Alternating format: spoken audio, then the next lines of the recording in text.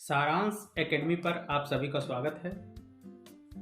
आज हम कुछ साइंस के क्वेश्चन करेंगे और देखेंगे कि किस प्रकार प्रश्नों को याद रखना चाहिए, कौन कौन से प्रश्न बार बार पूछे जाते हैं अलग अलग एग्जाम में, यह देखने को आज मिलेगा। ये हमारा सारांश एकेडमी है, कुछ हमारे पेट के स्टूडेंट हैं जिन्होंने अच्छा परफॉर्मेंस किया हुआ है। आगे देखेंगे, सीधे आते हैं अपने प्रश्नों पर। कौन से प्रश्न अच्छे होते हैं जिनको हमें याद करते रहना चाहिए, लिखते रहना चाहिए और उसके आसपास की चीज़ों को भी थोड़ा सा देखना चाहिए। जैसे प्रश्न आपके सामने साइंस के सभी प्रश्न आएंगे आज। लीची का खाया जाने वाला भाग कौन सा है? तो पहली बात तो यह क्या है, मतलब कोई देखेगा तो सोचेगा कि कैसा प्रश्न पूछ रहा है कि कौन सा भाग खाया जाता है। बार बार अलग अलग एग्जाम में, वेरियस एग्जाम में लीची और इनसे जुड़े बहुत सारे फलों के जो खाने वाले भाग का नाम पूछता है। उसमें भी लीची बहुत प्रसिद्ध है। लीची का मांसल एरिल जो खाते हैं, जो अंदर दाना होता है और बाहर जो उसका हार्ड सरफेस होता है जो नुकीला टाइप होता है, उसके दोनों के अंदर बीचों बीच बात करें तो उसको मांसल एरिल कहते हैं, उसको खाया जाता है। लीची आप जानते होंगे प्रमुखता से भारत के किस राज्य में होता है, आपको उसको देखना चाहिए और पकड़ना चाहिए। लीची से कोई बीमारी भी हालिया में इरेज हुई थी, उसको भी देखना चाहिए कि क्या है, इसको समझते हुए चलेंगे। बिहार को भी थोड़ा सा लीची से जोड़कर देख लीजिएगा। चाय पर लाल किट जो रेड रस्ट किसके कारण लगता है, यह क्वेश्चन पूछा है।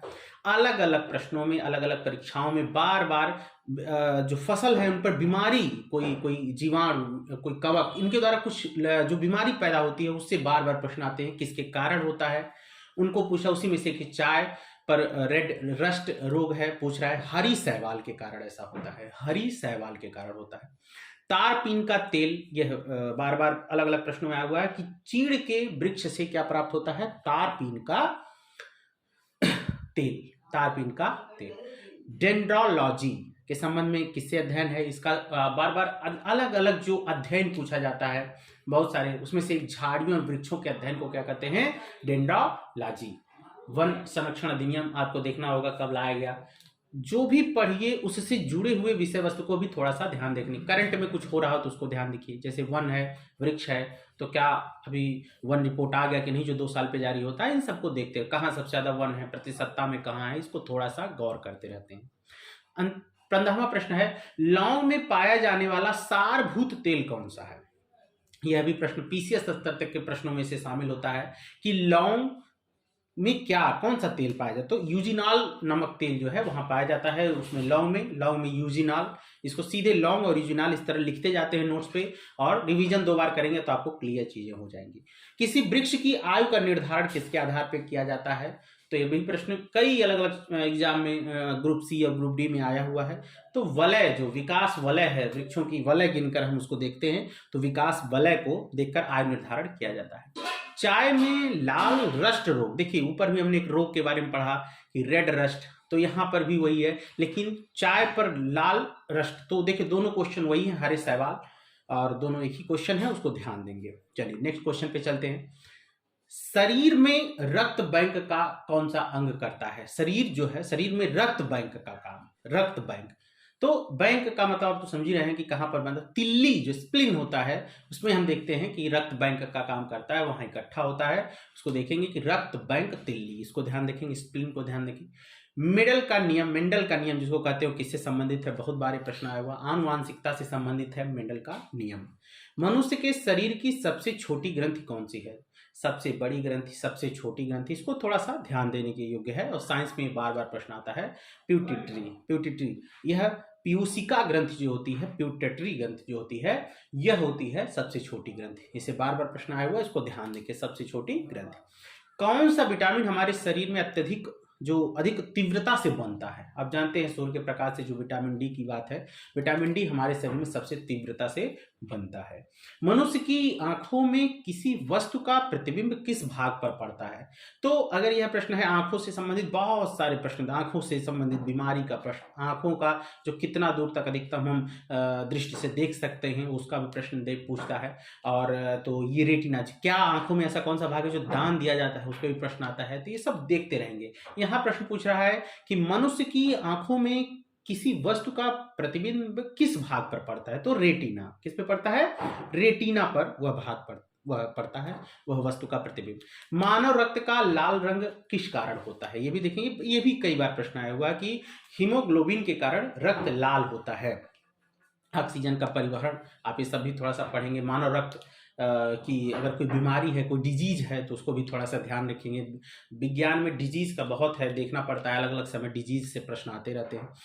जैसे नीचे देखिए कि पूछ रहा है कि किडनी से मूत्र की जो मात्रा का निस्तारण है किस हार्मोन से नियंत्रित होता है। मतलब किडनी कितनी मात्रा में मूत्र का मात्रा निस्तारित करेगी, यह हार्मोन पर नियंत्रित होता है। इसको एडीएच हार्मोन के द्वारा उसको देखते हैं। ये एडीएच हार्मोन के द्वारा वह किडनी ही उसको, किडनी चूंकि जानते हैं कि सफाई करने का काम करती है, तो उस तरह उसको देखेंगे कि एडीएच जो हार्मोन है वो किडनी से मूत्र का निस्तारण करती है।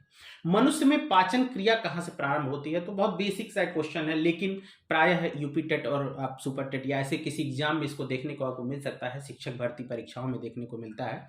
मनुष्य का पाचन सबसे पहले मुख से ही शुरू होता है, क्योंकि आप जानते हैं लार ग्रंथियां हमारे मुख में पाई जाती हैं और वहां से वो शुरू हो जाता है। ध्यान देंगे, लार ग्रंथियों में बहुत सारी ग्रंथियां, उसको देखेंगे किससे क्या होता है।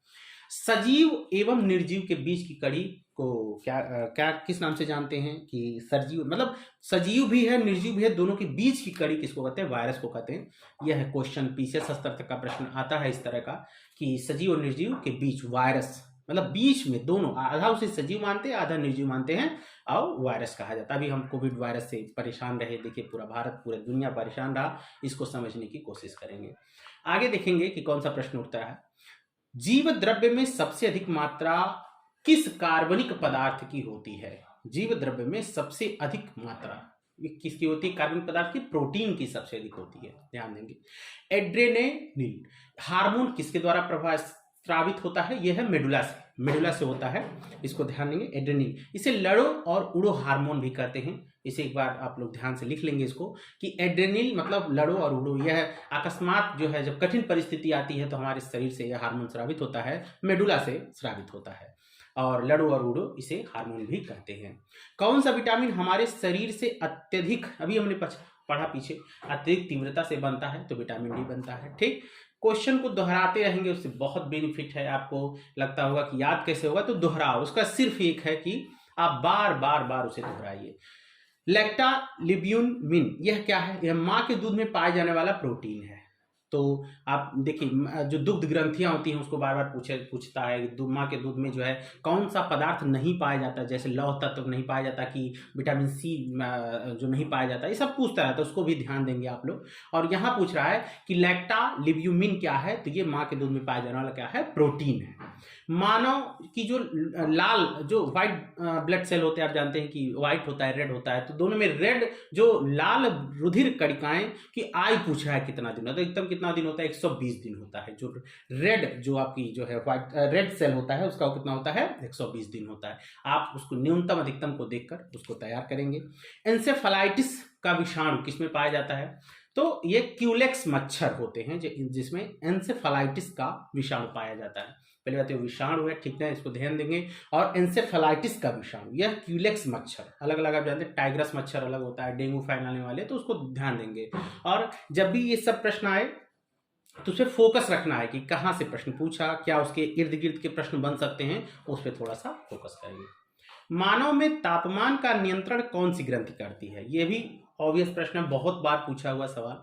मानव में तापमान का नियंत्रण हाइपोथैलेमस नामक ग्रंथि करती है। हाइपोथैलेमस, तापमान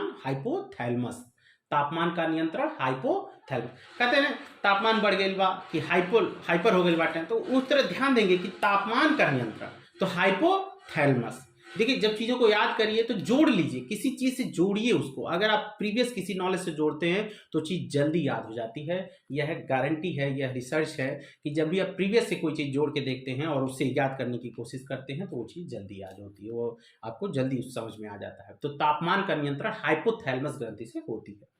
वृद्धावस्था एवं काल प्रभावन के विषय में ज्ञान प्राप्त करने के लिए विधा को क्या कहते हैं? देखिए, जब भी वृद्धावस्था का अध्ययन किया जाता है तो जेरेंटोलॉजी इसको कहते हैं। क्या कहते हैं? जेरेंटोलॉजी। वृद्धावस्था का अध्ययन, अलग अलग जितनी भी इस तरह अध्ययन करने की, अलग अलग विषय वस्तु को अध्ययन करने की बात है, जैसे सर्पेंटोलॉजी जिसमें सर्प का अध्ययन किया जाता है, उस तरह अलग अलग, जैसे लिम्नोलॉजी, लिम्नोलॉजी में होता है कि झीलों का अध्ययन किया जाता है, उसको आप ध्यान देंगे। कार्बन डेटिंग विधि किसकी आयु निर्धारित करने के लिए अपनाई जाती है? तो कार्बन डेटिंग विधि आपको देखिए जीवाश्मों की जो है आयु निर्धारित करने के लिए उसका प्रयोग किया जाता है। कार्बन डेटिंग का जीवाश्मों का आपको आयु निर्धारित करने के लिए प्रयोग किया जाता है। हीमोग्लोबिन का मुख्य कार्य क्या होता है? तो हमने पढ़ा भी, ऑक्सीजन का वहन हीमोग्लोबिन का मुख्य कार्य होता है। केसर जो मसाला बनाने के लिए पौधे का कौन सा भाग उपयोग, ये भी बहुत बार पूछा हुआ है, ये भी आपके टेट में शायद प्रश्न आया हुआ है कि केसर मसाला, जो केसर है वह वर्तिकाग्र, उसको क्या बोलते हैं? स्टिग्मा बोलते हैं, वर्तिकाग्र। यह जो है केसर मसाला बनाने के लिए उस भाग का, उस पौधे के उस भाग का जिसको बोलते हैं वर्तिकाग्र, उसका प्रयोग होता है।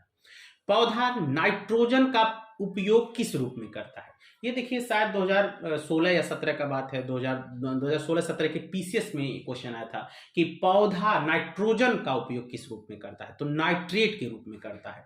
बार बार ये सब सवाल लगते आसान हैं और अचानक आने पर उनको कोई याद नहीं करना चाहता, लेकिन प्रश्नों में ये निरूपण हो जाते हैं, प्रश्नों में पहुंच जाते हैं, इसको ध्यान रखिए। पौधा नाइट्रोजन जो उपयोग करता है वो किस तरह करता है? नाइट्रेट के रूप में करता है। एजोला क्या है? एक जलीय फर्न है, एक जलीय फर्न है, इसको ध्यान देंगे। एजोला एक जलीय फर्न है। हरे पौधों में प्रकाश संश्लेषण की इकाई क्या कहलाती है? हरे पौधों में प्रकाश संश्लेषण की इकाई क्या कहलाती है?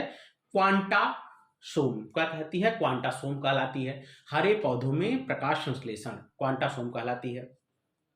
विज्ञान की शाखा जो फोटोसोनिक्स के, किसका अध्ययन किया जाता है? जिसपे कहा जाता है फोटोसोनिक्स। आप जान रहे फोटो सिंथेसिस आप समझ रहे हो, उसी तरह फोटोसोनिक्स यानी सोनिक्स का ध्वनि से संबंधित है, और फोटो यानी पौधों पर ध्वनि का प्रभाव, फोटोसोनिक्स होता है ना। फोटोसोनिक्स कहने का मतलब हुआ पौधों पर ध्वनि का प्रभाव, सोनिक्स, तो इसको ध्यान रखेंगे। विटामिन सी के जो, ये विटामिन सी किस और क्या क्या नाम है इसको जानते हैं? इससे क्या क्या बीमारियां हो सकती हैं, इसकी कमी हो जाए तो विटामिन सी की हमारे शरीर में, और इसके किस नाम से अन्य जानते हैं? स्रोत क्या है? तो स्रोत जितने भी खट्टे फल होते हैं, जैसे नींबू है, आंवला है, सिट्रस फल जो होते हैं उनमें जो है ये होता है। जो खट्टे फल होते हैं वो भूमध्य सागरीय जलवायु में सबसे ज्यादा उगाए जाते हैं, पैदा होते हैं, उनको देखेंगे। विटामिन सी सिट्रस फल में सर्वाधिक पाए जाते हैं। आप विटामिन सी का जो नाम है, वैज्ञानिक नाम, उसको भी पढ़ के रखेंगे, उसको ध्यान देंगे, कई बार मिलान के लिए पूछ लेता है। सूर्य के प्रकाश के अदृश्य अंश से किनके द्वारा प्रकाश संश्लेषण किया जाता है? यह भी क्वेश्चन शायद पीसीएस में आया हुआ है, देखिए ध्यान से कि सूर्य के प्रकाश के अदृश्य अंश से किनके द्वारा प्रकाश संश्लेषण किया जाता है? तो कवक द्वारा, कवक द्वारा, ठीक। सूर्य के प्रकाश से के अदृश्य अंश से कवक द्वारा फोटो ये किया जाता है प्रकाश संश्लेषण। पौधों के किसलय दर पर जो हार्मोन बनता है उसका क्या नाम होता है? पौधों के किसलय दल पर जो हार्मोन बनता है उसका नाम होता है एड्रेनलिन। एड्रेनलिन, इसका नाम होता है एड्रेनलिन। बायोडीजल, आज देखिए जेट्रोफा रतन जोता जिसको बोलते हैं रतन जोत, बार बार प्रश्नों में पूछ रहा है इस समय कि बायोडीजल पौधा क्या कहलाता है? तो जेट्रोफा कहलाता है बायोडीजल पौधा। जेट्रोफा रतन जोत, आप इसको याद कर लेंगे, लिख लेते हैं, नोट डाउन कर सकते हैं, रतन जोत, जेट्रोफा रतन जोत इसका नाम। बहुत सारे पौधे हैं जैसे गन्ना है, और बहुत सारे ऐसे हैं, आम है, जैसे ये जेट्रोफा या रतन जोत है, इन सब से बनाए जाते हैं और बायोडीजल बनाया जा सकता है। ये सब बायोडीजल पौधे कहलाते हैं। आप बायोडीजल पर गूगल पे जाके सर्च करके बहुत सारे पौधों की लिस्ट लिख सकते हैं और इंपॉर्टेंट क्वेश्चन में से आता है। 10वां देखेंगे, प्रतिजैविक पेनिसिलिन किससे प्राप्त किया जाता है? कवक से प्राप्त किया जाता है। प्रतिजैविक एंटीबायोटिक पेनिसिलिन जो प्राप्त किया जाता है वो कवक से प्राप्त किया जाता है। आप जब भी कुछ पढ़िए, जैसे पेनिसिलिन की खोज किसने की, पेनिसिलिन शब्द आया, जो शब्द आया उस पर फोकस करना है कि प्रकाश संश्लेषण क्या है। जैसे ऊपर प्रश्न आया, जैसे केसर आया, तो केसर कहाँ सबसे ज्यादा होता है? क्या केसर दक्षिण भारत में होता है कि केसर उत्तर भारत में होता है, जैसे जम्मू कश्मीर? तो आपको समझना पड़ेगा कि केसर जम्मू कश्मीर में होता है।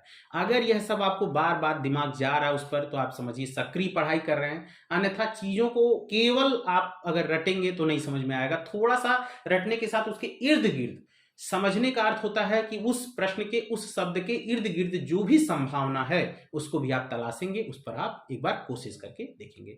चलिए नेक्स्ट प्रश्न पर चलते हैं। देखिए, यह जीव विज्ञान के बायोलॉजी के बहुत सारे प्रश्नों का एक संग्रह है जो बहुत बार पूछता हुआ है, बहुत बार पूछा हुआ है। इसको ध्यान देंगे।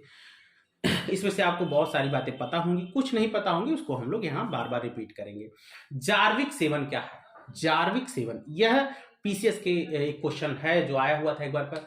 जार्विक है कृत्रिम हृदय, हृदय इसको बोलते हैं। जार्विक सेवन का नाम जब भी आए तो उसको कृत्रिम हृदय से जोड़ के देखा जाता है। पित्त होता है पीले, यानी पित्त होता है पीले हरे रंग का क्षारीय द्रव होता है। पित्त क्या होता है?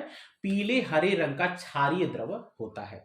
पित्त स्रावित कहाँ होता है? यकृत से स्रावित होता है। पित्त स्रावित कहाँ से होता है? यकृत से, ठीक ना। पित्त और यकृत, इसको ध्यान देंगे। यकृत यानी जो लीवर है वो भविष्य में जो है भंडारण, जो भंडारित रहता है वो क्या होता है, उसमें किसके लिए भंडारित रहता है? ये लीवर में के लिए भंडारित क्या रहता है? तो लीवर में विटामिन ए भंडारित रहता है। और बार बार ये प्रश्न कई बार आया हुआ कि कौन सा विटामिन लीवर में भंडारित रहता है? तो विटामिन ए। पित्त का पीएच मान, जैसे ब्लड का पीएच मान, मूत्र का पीएच मान, बहुत सारे का पीएच मान पूछता रहता है। तो उसी तरह ये पित्त का पीएच मान पूछ रहा है। और 7.2 आप रक्त का पीएच मान और मूत्र का पीएच मान और पानी का पीएच मान, 3 रक्त, पानी और मूत्र का पीएच मान कमेंट बॉक्स में जरूर बताएं। और यह ध्यान दें कि पीएच मान जैसे सोरेनसन ने किसने खोजा था, इसको भी थोड़ा सा कि पीएच मान का निर्धारण किसने किया था। भाई हमारे सामने, हमने तो खोजा भी नहीं, किसी ने खोज दिया, किसी ने उसको प्रयत्न किया, उसको समझाया। तो हमें इतना रखना चाहिए कि हमें कम से कम एक बार सर्च कर लें पीएच मान पढ़ते समय कि पीएच मान की खोज किसने की, क्या था उसमें, पूरा क्या होता है, थोड़ा सा समझ उसकी रखनी चाहिए। तो पीएच मान की खोज किसने की, ये भी कमेंट बॉक्स पे जरूर बताएं। कवकों का अध्ययन क्या कहलाता है? बार बार मैं कह रहा हूं कि जो लॉजी होती है, जैसे लिम्नोलॉजी मैंने अभी बताया झीलों का अध्ययन, उसी तरह कवकों का अध्ययन कहलाता है माइकोलॉजी, और शैवालों का अध्ययन कहा जाता है जैसे फाइकोलॉजी। शैवाल जैसे आप जो लाते हैं, मशरूम जैसे आप लाते हैं, ठीक ना, जैसे आप कवक जो लाते हैं, कहते हैं भाई कवक मुझे खाना है, मुझे या शैवाल खाना है, या मुझे इस तरह। तो देखिए उसमें से कोई कोई वैरायटी खाने लायक होती है, जैसे मशरूम को कह सकते हैं, कवक है मशरूम, उसको खाते हैं घर पे। तो कवकों का अध्ययन कहलाता है माइकोलॉजी और शैवालों का अध्ययन कहलाता है फाइकोलॉजी। प्रोटीन का पाचन छोटी आंत में होता है। बहुत ये प्रश्न बहुत इंपॉर्टेंट है कि प्रोटीन का पाचन होता कहाँ है? बड़ी आंत में, छोटी आंत में, स्टमक में, कहाँ होता है? तो कहाँ होता है? प्रोटीन का पाचन होता है छोटी आंत में। आहार नाल में स्टार्च के पाचन में अंतिम उत्पाद क्या है? तो स्टार्च पचने के बाद बनता है माल्टोज। स्टार्च का परिवर्तन किसमें होता है? माल्टोज। स्टार्च, स्टार्च बनता है माल्टोज में, ठीक ना, इसको ध्यान रखेंगे। फूल गोभी का खाने का युग, अभी हमने पढ़ा ना, अभी हमने पढ़ा लीची, देखिए पीछे हमने लीची का पढ़ा, लीची का एरिल भाग, मांसल एरिल भाग पढ़ा हमने लीची का। उसी तरह कह रहा है कि फूल गोभी का खाने योग्य भाग कौन सा होता है? तो आपको याद रखना पड़ेगा, जैसे आपने एरिल पढ़ा, मांसल एरिल पढ़ा लीची का, उसी तरह हम यहाँ पढ़ेंगे फूल गोभी में पुष्प कर्म खाया जाता है। आप देखिए फूल गोभी देखेंगे नीचे हरा हरा, ऊपर जो है सफेद सा भाग वो जो होता है पुष्प की तरह खिला रहता है, तो उसको खाते हैं, पुष्प क्रम उसका नाम है। तो फूल गोभी के खाने का भाग कौन सा है? पुष्प क्रम। आप बताइएगा कि जो है, और कोई चीज का चाहिए तो जैसे आलू का या किसी का कौन सा भाग आप खाते हैं उसको जरूर लिखिए कमेंट बॉक्स में। कोशिका शब्द का निर्माण, ये भी प्रश्न आया, वो विज्ञान का एक बहुत पेट क्वेश्चन है कि आता रहता है। कोशिका का निर्माण रॉबर्ट हुक ने किया। किसने किया था कोशिका शब्द का निर्माण? Robert Hooke. इसको ध्यान रखें। कोशिका क्या है, इस पे रिसर्च, इसको थोड़ा पढ़ाई कर सकते हैं, उसको देख सकते हैं कोशिका क्या है। कोशिका का अध्ययन क्या कहलाता है? देखिए प्रश्न आ गया कोशिका से, कोशिका का जो आनुवांशिक पदार्थ है वह पूछा, कोशिका का निर्माण किसने जो शब्द दिया वह पूछा। कोशिका से 3 शब्द आपके सामने हैं। जैसे कोशिका का आनुवांशिक पदार्थ क्या है? डीएनए। हम सभी जानते हैं कोशिका से ही हम पूरा शरीर बना हुआ है, कोशिकाओं से बना हुआ है। और कोशिका का जो आनुवांशिक पदार्थ होता है डीएनए होता है, जो वंशानुगत ट्रांसफर होता रहता है डीएनए। डीएनए की खोज किसने की? नीचे आएगा देखेंगे, उसको भी ध्यान रखना चाहिए, पीसीएस में भी प्रश्न पूछ चुका है। वाटसन तथा क्रिक, वाटसन तथा क्रिक ने जो डीएनए की खोज की थी। जो पौधों में नाइट्रोजन ग्रहण, देखिए अभी प्रश्न पीछे आया कि पौधे नाइट्रोजन ग्रहण कैसे करते हैं? तो नाइट्रेट के रूप में करते हैं। कैसे करते हैं? नाइट्रेट के रूप में करते हैं, इसको ध्यान रखेंगे। प्रश्नों को बड़ा करके पढ़ेंगे, बार बार जहां फंसे वहां दोबारा पढ़ेंगे, 3 बार पढ़ेंगे, वो चीजें आपके दिमाग में बैठेंगी। डीएनए का जो इकाई है वो बहुत बार पूछता है। न्यूक्लियोटाइड्स, न्यूक्लियोटाइड्स होता है, डीएनए की इकाइयां होती हैं न्यूक्लियोटाइड्स, वो भी पूछता है, इसको ध्यान देंगे आप। न्यूक्लियोटाइड्स ये भी पूछता है। आगे मधुमेह रोग हो जाता है, जिसको आप शुगर कहते हैं, मधुमेह रोग होता है इंसुलिन की कमी से। इंसुलिन की कमी से होता है मधुमेह रोग, यानी डायबिटीज जिसको कहते हैं, इंसुलिन की कमी से हो जाता है। इंसुलिन की देखिए सुई लगानी पड़ती है। इंसुलिन की खोज किसने की थी? देखिए डायबिटीज आपके किसी भी आपके किसी भी घर में हो सकते हैं, लेकिन हम नहीं सोचते हैं कि इंसुलिन की खोज किसने की। बार बार प्रयत्न करिए, कोई चीज आपके सामने इर्द गिर्द हो, क्योंकि बार बार परीक्षाओं में कहा जाता है कि जो व्यवहारिक विज्ञान है उसको पूछेंगे, दिनचर्या विज्ञान हम पूछेंगे, जो आसपास आपके घटित हो रहा है विज्ञान पूछेंगे। लेकिन हम सोचते हैं कि विज्ञान का कौन सा साइंस, रॉकेट साइंस है, हम उसको समझ लें तो हमारा क्वेश्चन हल होगा। नहीं, आसपास जो बीत रहा है, जो बन रहा है, जो बिगड़ रहा है, उसको समझने की कोशिश करेंगे। जैसे देखिए डायबिटीज कह रहा है कि इंसुलिन की खोज किसने की? तो बैटिंग तथा वेस्ट ने किया था इंसुलिन की खोज। बैटिंग तथा वेस्ट ने किया था। इंसुलिन शरीर में बनती है अग्नाशय की लैंगरहैंस दीपिकाओं द्वारा, कहते हैं कि बीटा दीपिकाओं, लैंगरहैंस की बीटा दीपिकाओं द्वारा। तो अग्नाशय में बनता है। इंसुलिन बनता कहाँ है? अग्नाशय में। अग्नाशय को देखोगे कि सबसे बड़ी ग्रंथि है कि क्या है, कि जो है इसको एक बार जरूर अग्नाशय को जरूर पढ़ेंगे, इससे क्वेश्चन आते रहते हैं। ईस्ट क्या है? ईस्ट एक कवक है। आप देखिए ईस्ट एक कवक है। ये प्रश्न को से ही याद कर लीजिए, ईस्ट एक कवक है। हैजा के रोगाणुओं की खोज किसने की थी? यह भी प्रश्न आप देखिए, ध्यान दीजिए। हैजा के रोगाणुओं की खोज की थी रॉबर्ट कोच ने। हैजा के जो रोगाणुओं की खोज किसने की थी? रॉबर्ट कोच ने। अब हैजा किससे फैलता है? क्या दूषित जल से फैलता है, दूषित भोजन से फैलता है, जीवाणु है कि विषाणु है कि प्रोटोजोआ है, क्या है? इसको थोड़ा सा जरूर ध्यान देंगे। गाजर का रंग नारंगी होता है कैरोटीन के कारण। बहुत सारे फल का पूछता है, प्याज, मूली, प्याज हो गया, उसके बाद से गंध पूछता है, रंग पूछता है। तो ध्यान देंगे कि गाजर का रंग होता है नारंगी, किसके कारण? कैरोटीन के कारण। जैसे मिर्च का तीखापन या मिर्च का जो चटपटाहट, उसमें जो आवाज आती है, उसको पूछता है कई बार, उसको ध्यान देंगे। निर्जलीकरण के दौरान आमतौर पर शरीर से किस पदार्थ की हानि होती है? तो सोडियम क्लोराइड। क्या होता है? निर्जलीकरण के दौरान, जब पानी की कमी हो जाए तो आपको क्या होता है कि सोडियम क्लोराइड जो हानि होती है, बार बार उसकी पदार्थ की हानि होती है शरीर से, सोडियम क्लोराइड। गोल कृमि एक मानव परजीवी है, परजीवी प्रोटोजोआ, जो क्षुद्रांत में पाया जाता है। गोल कृमि जो है एक परजीवी है, प्रोटोजोआ है। ठीक है, इसको ध्यान देंगे। परजीवी जैसे मलेरिया परजीवी से फैलता है, इसको ध्यान देंगे। परजीवी प्रोटोजोआ, तो इसको ध्यान देंगे कि मलेरिया जैसे पूछता है कि प्रोटोजोआ से फैलता है कि विषाणु से, फिर जीवाणु से, फिर कवक से, तो परजीवी प्रोटोजोआ। ठीक, उसको ध्यान देंगे। आगे चलते हैं देखेंगे फीता कृमि। देखिए ऊपर लिखा था गोल कृमि, नीचे लिखा है फीता कृमि। टिनिया सोलियम फीता कृमि परजीवी के रूप में रहता है, आंत में रहता है। ठीक ना, जो फीता कृमि है वो आंत में पाया जाता है, इसको दें। ये सब बीमारी के लिए अलग अलग कारण हैं, उसको ध्यान से देंगे। परजीवी है, बीमारी इससे फैलती है। कार्बोहाइड्रेट शरीर में किस रूप में संचित रहते हैं? ग्लाइकोजन के रूप में। कार्बोहाइड्रेट तुरंत जो ऊर्जा मिलती है जिससे, उसको क्या बोलते हैं कि ग्लाइकोजन के रूप में हमारे शरीर में संचित रहता है कार्बोहाइड्रेट। जैसे वसा है, कार्बोहाइड्रेट है, प्रोटीन है, तो प्रोटीन जैसे कि निर्माण करता है, आपके ऊतकों का निर्माण के लिए माना जाता है उसको। जैसे कि कार्बोहाइड्रेट से आपको एनर्जी मिलती है, तत्काल एनर्जी मिलती है, जैसे आलू चावल में कार्बोहाइड्रेट पाया जाता है, उस तरह प्रोटीन अलग अलग सब्जियों में पाया जाता है। वसा आपको जो है लंबे समय की ऊर्जा के लिए संरक्षित रखती है, तो उसको ध्यान देंगे थोड़ा। दूध में पाई जाने वाली शर्करा क्या है? आप जानते हैं, दूध बार बार प्रश्न पूछता है। दूध में पाई जाने वाली शर्करा लैक्टोज है, इसी से लैक्टोमीटर बना हुआ है, जिससे दूध की शुद्धता को नापा जाता है। दूध में पाई जाने वाली शर्करा को कहते हैं लैक्टोज। लैक्टोमीटर क्या है? दूध की शुद्धता को नापता है। समसूत्री विभाजन होता है कायिक कोशिकाओं में। समसूत्री विभाजन होता है किसमें? कायिक कोशिकाओं में। समसूत्री विभाजन होता है कायिक कोशिकाओं में।